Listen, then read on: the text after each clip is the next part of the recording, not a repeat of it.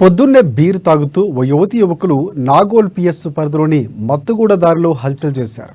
నిన్న ఉదయం 6 గంటల ప్రాంతంలో వాకింగ్కు వెళ్లే సీనియర్ సిటిజన్లతో వాగ్వాదానికి దిగడంతో వారు పోలీసులకు ఫిర్యాదు చేశారు.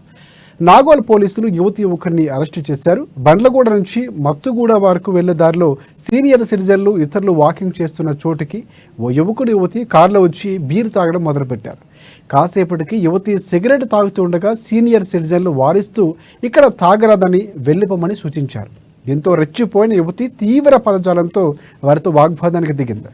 పరుష పదజాలను వాడింది. యువకుడు సైతం వత్తాసు పలికారు. ఇక ఈ ఘటనను ఓ వ్యక్తి సెల్ ఫోన్లో వీడియో తీస్తూ ఉండగా వారిద్దరూ అతడితో గొడవ పెట్టుకునేందుకు ప్రయత్నించారు. ఎవరినైనా డిస్టర్బ్ చేశామా, ఈ చోటు మీద అంటూ యువతి వాకర్స్ పైకి దూసుకు వస్తూ ఉండగా యువకుడు ఆమెను వారించాడు. వాకర్స్ బలవంతంగా వారిని కారులోకి ఎక్కించి వెళ్ళిపోమని చెప్పారు. ఇక యువతి కారును వేగంగా నడపగా యువకుడు బీర్ బాటిల్ రోడ్లపైకి విసిరేశాడు.